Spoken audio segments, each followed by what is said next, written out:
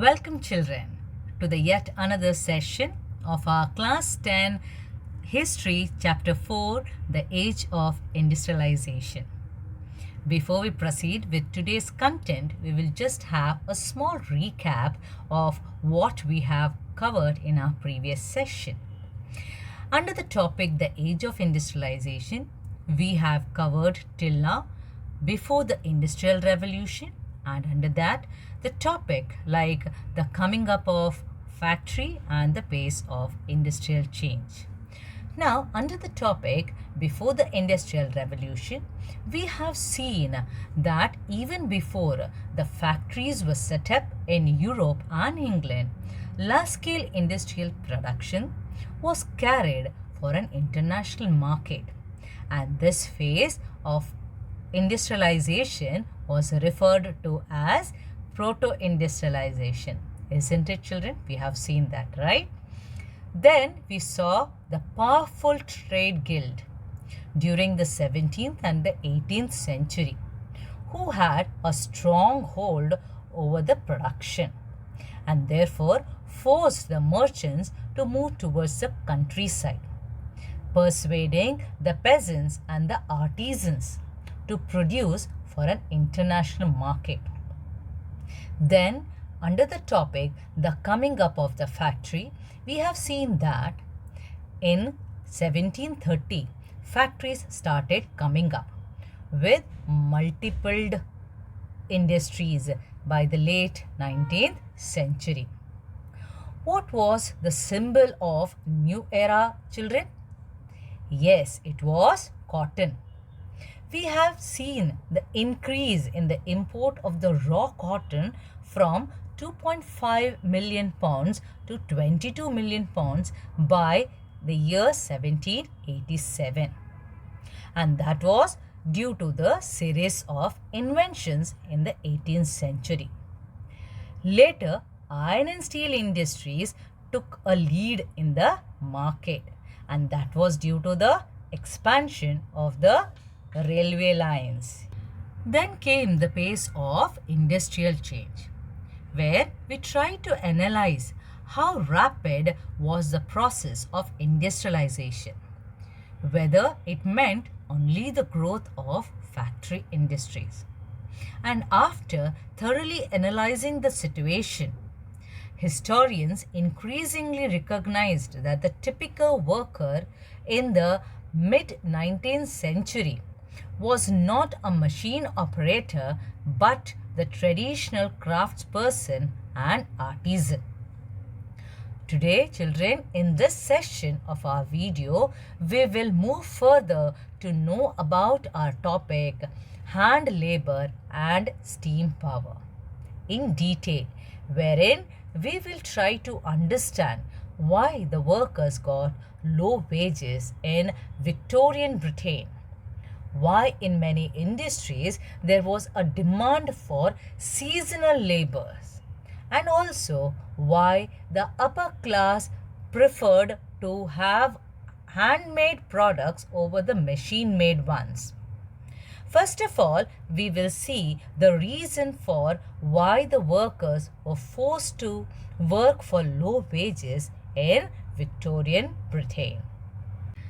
There was no shortage of human labor in Victorian Britain. Now, children, you must be wondering why Britain was referred as Victorian Britain in those days. It was because it was a period of British history when Queen Victoria ruled. It included even the second half of the 19th century, a time when Britain was the most powerful nation in the world. Now, why there was no shortage of human labor in Victorian Britain? Children, because many poor peasants and the vagrants. Now, who are these vagrants? The people who had no settlement, that is no permanent house or regular work also. They wandered from place to place, normally leading a life of begging.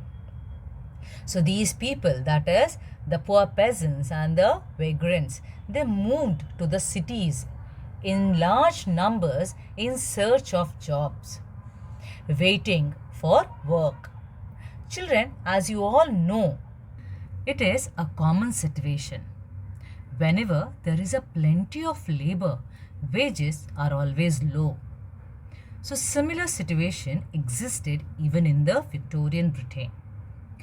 Therefore, the industrialists in Britain had never faced any problem of labor shortage or high wage costs, as a result of which they did not even want to introduce the machines that got rid of the human labor or required any large capital investment.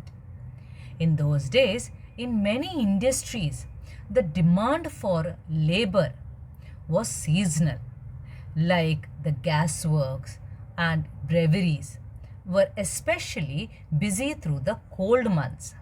That is, these industries had worked only during the certain months and the seasons for the year, and mostly the labor was required during a particular season in a large number. And as the season passes, the labor requirement becomes zero. Similarly, the bookbinders and the printers catered to the festive season of Christmas. Winter was also the month where ships were taken for cleaning and repairing, and so on. In short, we can say the maintenance of the ships were done in winter.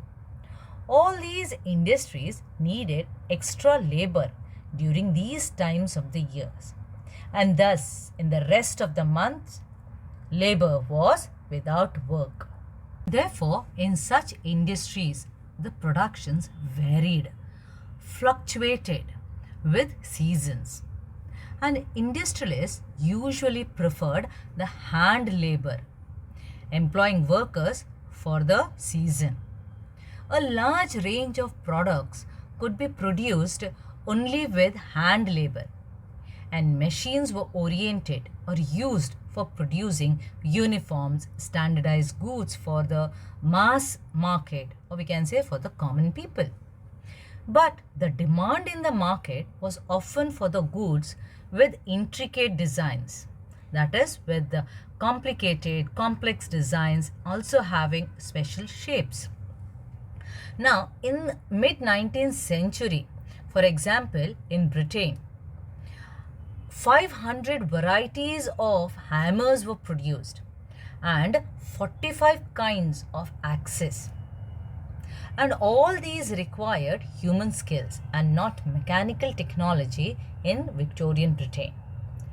The upper classes, which involved the aristocrats and the bourgeois, that is the middle class people, they preferred only the handmade things, the products which symbolized refinement and class. That is, they never preferred the machine-made mass production, which normally meant for the common market. As these handmade products were better finished, individually produced and carefully designed, the machine-made goods were exported to the colonies. But the case was different in the 19th century America, unlike Britain, who had no problem at all in hiring the human hands. In countries like America, there was a labor shortage. Industrialists were keen on using mechanical powers so that the need for the human labor can be minimized. But all these things somewhere affected the life of the workers extensively. And what were they?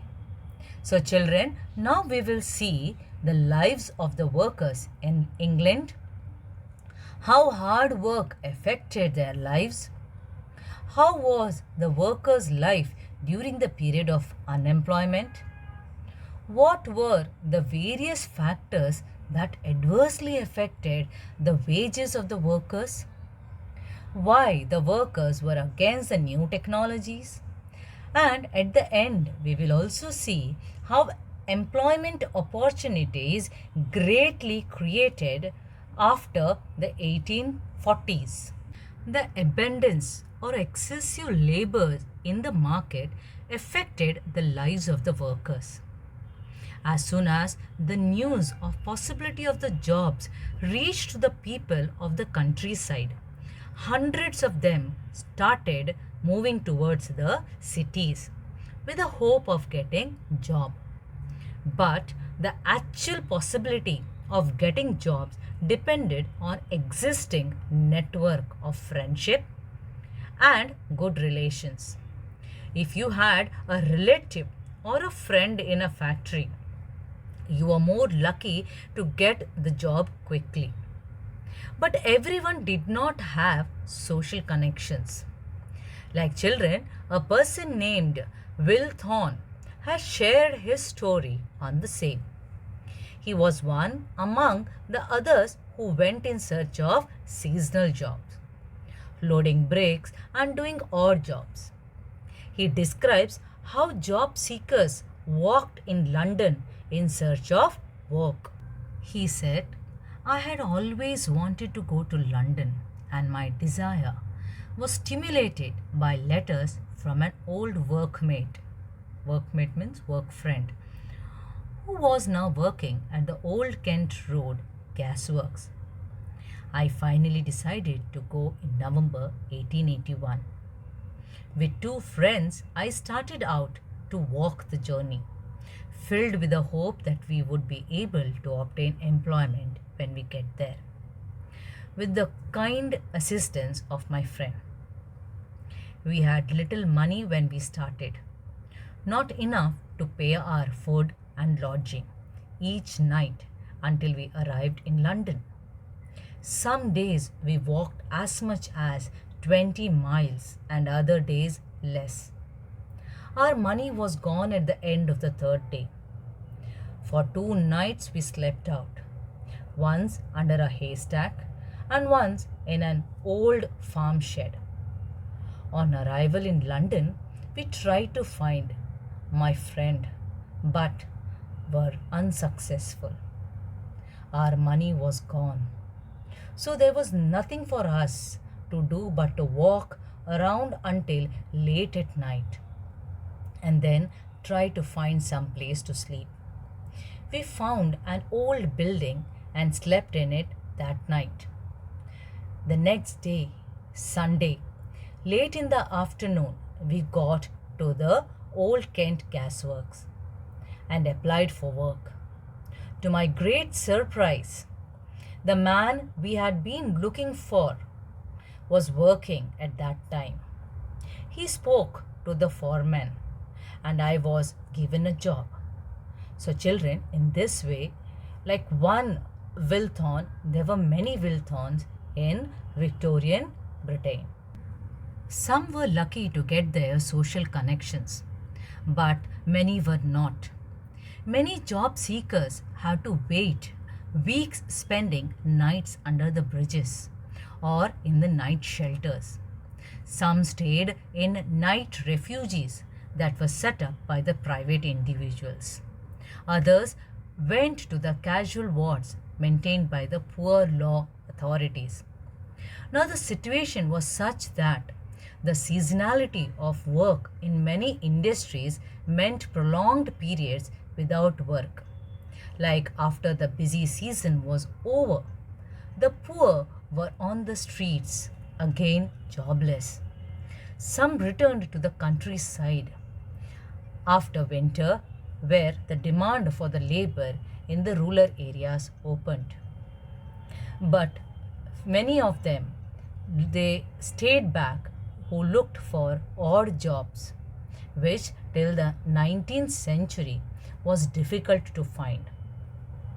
In the early 19th century, the wages increased somewhat, but that did not improve the condition of the workers much. And also, they did not tell us about, or they told very little about the welfare of the workers.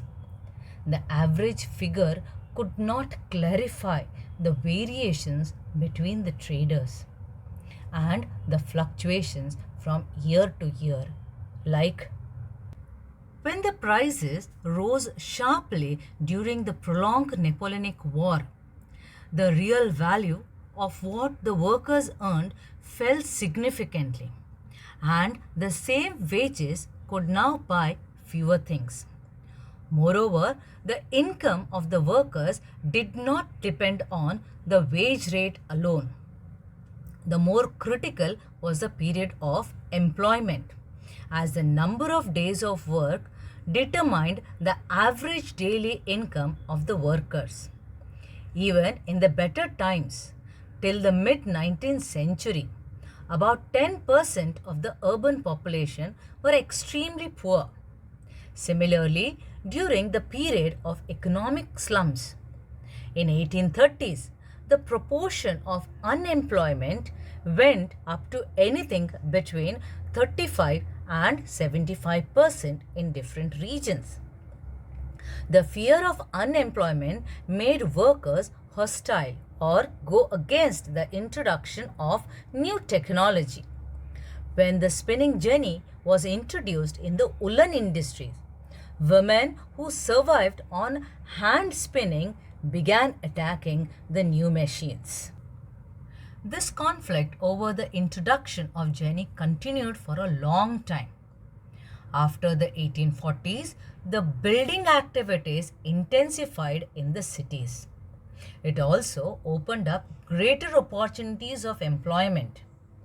Like roads were widened, new railway stations came up, railway lines were extended, tunnels were dug, drainage and sewers were laid, rivers embankment, and all these things, activities started taking place after 1840s. River embankment is like building a dams, right, so that we can have a proper facility of the water, of the river water. Then the number of workers employed in transport industry also doubled in 1840s and doubled again in the subsequent 30 years. So children, in this part of our chapter, we have tried to understand the lives of the workers in the Victorian Britain, wherein we try to get the reason for why there were low wages for the workers in Victorian Britain. Then, how was the life of a worker during an unemployment?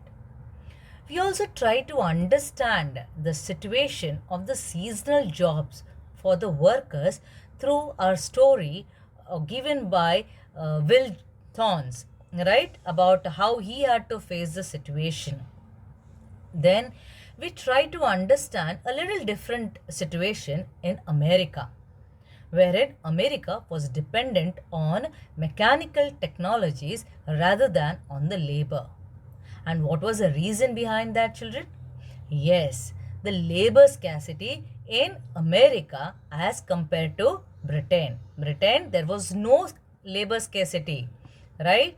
There was no problem at all of hiring the human labor in Britain, but that was not the same condition in America. So America had to depend more on mechanical technologies rather than on the labors. In the next session, we will try to understand the situation of industrialization in the colonies. Children, till now we have tried to understand the situation of the industries in Europe and in England, right? Now onwards, we will try to understand the situation of industrialization in colonies, wherein we will try to understand about the age of Indian textiles, what happened to the weavers in India under the East India Company. Then we will see Manchester's coming to India. Why did this happen? What were its implications? So children, read the chapter well and see you in the next class. Till then, take good care of your health and goodbye.